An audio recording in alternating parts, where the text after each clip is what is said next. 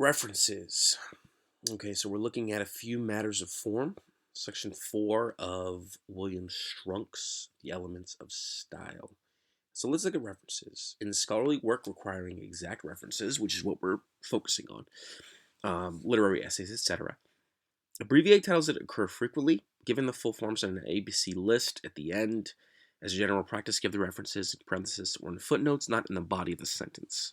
Omit the words act, scene, line, book, volume, page, except when referring to by only one of them. Punctuate is indicated below. In the second scene of the third act, again on the left side we don't like, the right side we like. After the killing of Polonius, Hamlet is placed under guard. So these are all not recommended. This is the best in 3.2. Still better, simply insert 3.2 in parentheses at the proper place in the sentence. The reader knows, the teacher knows, etc., what this means. The third act, second scene, etc.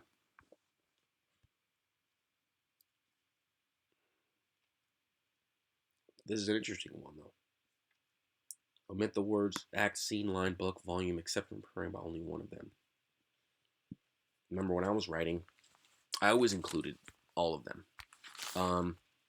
Never got marked down for it, but this book is saying that, it's generally better to omit those. This might be something that, we could probably pose this question on Quora, pose this question to your teacher. It'd be interesting to see the different thoughts. Also, it depends, what if it was film class versus history class or English class? Might those distinctions make a difference with regards to mentioning act, scene, line, book, etc.? Because remember, in films, scenes aren't numbered, so you have to describe a scene. In the scene where XYZ happens, the Odessa Steps sequence in Potemkin, the 1925 film, etc. It's like a popular scene, and they call it the Odessa Steps sequence. Like all the film critics talk about that specific sequence. So, but yeah, this is interesting. This is definitely news to me. It's the great thing about learning as well, and sort of swimming and wading into these waters is you always learn something new. You're always going to learn something new that you might have forgot or you might not even picked up. So you're going back and you're like, oh, that's really interesting, and seeing if you agree or if you don't agree, you're gonna pose your own opinions. So that's what's beautiful about life as well, is that you're gonna cross-reference everything with your own beliefs and opinions and whatnot. And so I might recommend for certain students that they use the words act, scene, line, book, volume, page, etc. And then other students I might recommend that they don't. Depends on the quality of the writing, depends on the clarity of the rest of the writing. I mean, there are a lot of factors that come into play. So it's not only the venue, but also the student and the individual, and what level of writing, he or she is performing at. Syllabication. Tough word. Syllabication. If there is room at the end of a line for one or more syllables of a word, but not for the whole word, divide the word unless this involves cutting off only a single letter or cutting off only two letters of a long word. No hard and fast rule for all words can be laid down. The principles most frequently applicable are: divide the word according to its formation. Okay, so knowledge. That makes sense, right? If there's two consonants, you're generally going to split up the two consonants. Knowledge, not knowledge. Shakespeare, not Shakespeare. Again, the two sections, like shake, spear, right? Not Shakespeare. So again, the formation, not necessarily the consonants, because this isn't the consonants. This is the consonants. Knowledge, like no, and then ledge.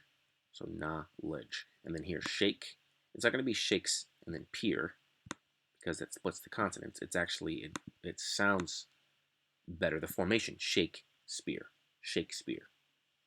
Describe, right? Describe, not describe. That makes sense, right? Atmosphere, not atmosphere, because sphere is the full word that we're connecting to the word to the word segment atmosphere. Divide on the vowel. Edible. Edible. Proposition. Ordinary. Again, it's all practice. It's going to get easier. Just practice, practice, practice, practice. These things look obvious if you've read a lot. And I know that's going to be like my thesis. It's going to, it's going to get stale after a while. But, it's sort of the main thesis here as well. It's just keep on reading. Keep on trucking. Divide between double letters unless they come at the end of the simple form of the word. Yeah. So the double letters meaning, the two ends that are sequential in Apennines, the two ends in Cincinnati, the two R's in referring, unless they come at the end of the simple form of the word, like telling, which is a little different. It's not telling. Interesting. Very interesting. Helpful. Join divide before final ed if the e is silent. I actually don't know, treatment of consonants combinations, best known from examples, syllable division, number of pages of any carefully printed book. Also, just the syllable division, just in terms of, definitions, dictionaries, thesaurus, etc. I don't know many venues where you're going to need to use this skill of syllabication. Regardless, it's still helpful, and I still think it's worthy of note. Titles. For the titles of their work, scholarly usage prefers italics with capitalized initials. So the Iliad, that's parenthesized. Odyssey, parenthesized. As You Like It, the whole thing is parenthesized. Tua's got the whole thing. The whole thing.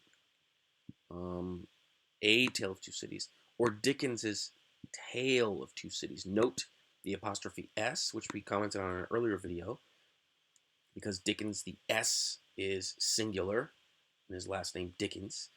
If you're going to make that possessive, it's going to add another apostrophe S. Dickens's, and then instead of A Tale of Two Cities, you're going to say Dickens's Tale of Two Cities. You're going to omit the initial A or the from titles when you place the possessive before them. Very interesting. Very helpful. Again, it makes your writing more deft. And although all of these might not add up to a, perfect or brilliant essay, it still shows sophistication, and it shows, which is just Latin for, hard work being displayed, and that hard work being in the form of practicing, reading and practicing writing, and really trying to proofread and rewrite and go back and go back and go back and fix and tweak, and really take it as a joy. If you take learning as a joy, writing as a joy, reading as a joy, it definitely can reflect, can reflect as such. But anyways, yeah. Hopefully this is helpful, and I learned some stuff. Thanks a lot.